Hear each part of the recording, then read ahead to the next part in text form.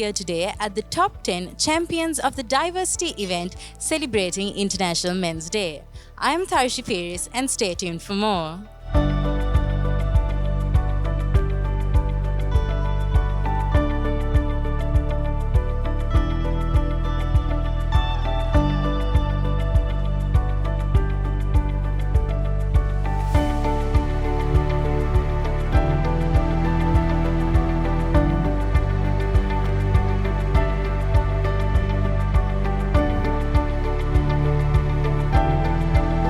I also want to congratulate all the men that have been awarded. It's an inspiration for others, and so please keep doing what you're doing. Embracing diversity through the lens of gender, race, ethnicity, sexual orientation, ability. Today is a must. It's not something that it's a good thing to have, but I think it's something that every institution or company needs to have if they want to thrive today. We have with us Alejandro, the country manager of IFC. Hi, how are you doing today? Good, thank you. How are you? I'm doing good myself, thank you. Tell me, why did IFC decide to collaborate with WIM on this amazing event today? So diversity for IFC is a part of our DNA. It's something that IFC has been pushing for many years now, and we have a very diverse workforce. And we want also to work with our clients and convey to them the importance of diversity for many aspects. One is that it makes business sense for companies to have diversity. And then it also creates a workforce where people feel like they can be themselves, that they can have a fair and an equitable job working with others and hearing different perspectives from other people. Is there any other events we could look forward to with IFC being involved in? So IFC has been involved in the diversity space in Sri Lanka now for 5 years. Through the Women in Work program and working with institutions like Women in Management. And I'm sure there will be more events. This is a very important area for us. We work with our client partners, but also with other institutions to promote diversity, and I'm sure we will see future events in this space. And to fight the unbeatable foe, to bear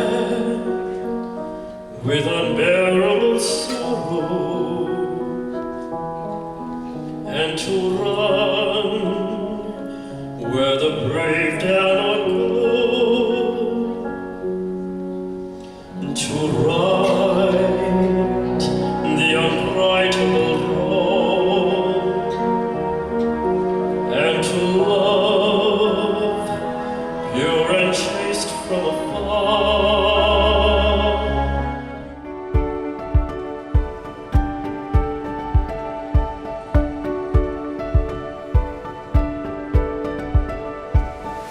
We have with us Dr. Sulochana Sigera. Hi, how are you doing today?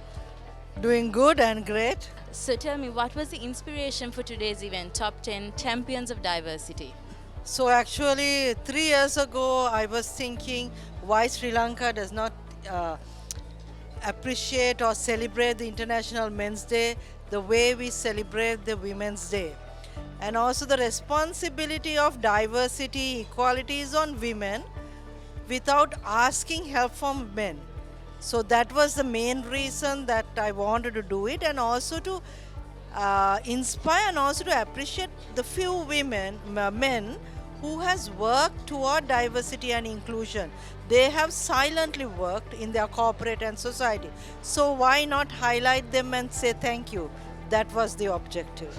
So today's event is all about diversity. What do you think organizations and individuals can do to incorporate this strategy? I think it should not be a policy. It should go beyond the policy, and it should be in your own DNA, that value system, that you don't look at people with gender or with disability or whatever the reason, but if we can look at people as another human being, then we don't need to speak about this subject. So I think the corporate leadership can do a big difference, because leaders has more followers, and people below leaders follow what leaders does, not what leaders do. So we have to think beyond policies and make it practical. Any other events we should be looking forward for? There will be a curtain race of women in a European country, and hopefully that will bring, I would say, that will bring something to Sri Lanka, Sri Lankan image about Sri Lankan women, and also the corporate leadership in Sri Lanka. The limitation of it is eventually in terms of the people who came forward and presented, or the companies that presented. But I would wager that we have got some of the best in terms of the people who've really been game changers.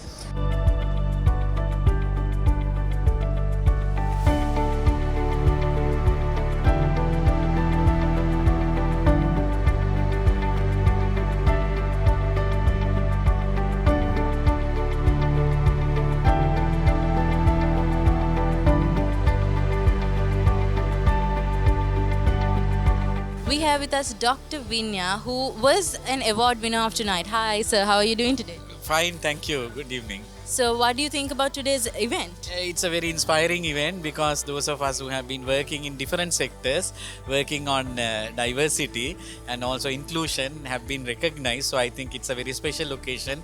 I'm honored to be here. So, talking about community empowerment, diversity is something very important. How do you think people should incorporate this in, the field? Yeah, so in Sri Lanka there are a lot of disadvantaged communities, and you see a lot of poverty and disparities that are there, and which can also be attributed to different ethnic groups, different communities, cultural groups, religious groups, at the same time by gender. So we have to work across all these divides and try to really help uplift their status of social and economic well-being.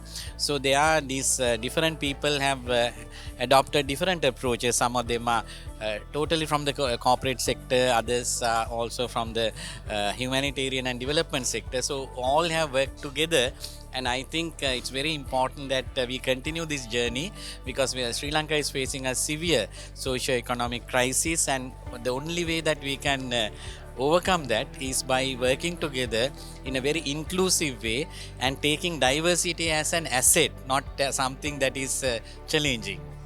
That was some wonderful words from you, sir. Thank you so much for talking to us. Hope you have a wonderful night.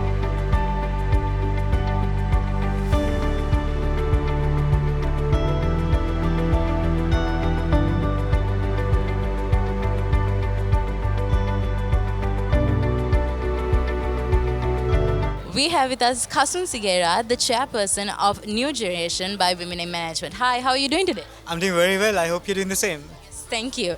Also, tell me, what do you think about today's event? I think it was great, and it was honestly a privilege to see so many star-studded CEOs, personalities, corporate leaders being on one platform, and probably for recognized at the same time for the first time in their lives for all the hard work that they do around inclusivity, diversity, and empowering, being blind to anything and everything that discriminates people around them.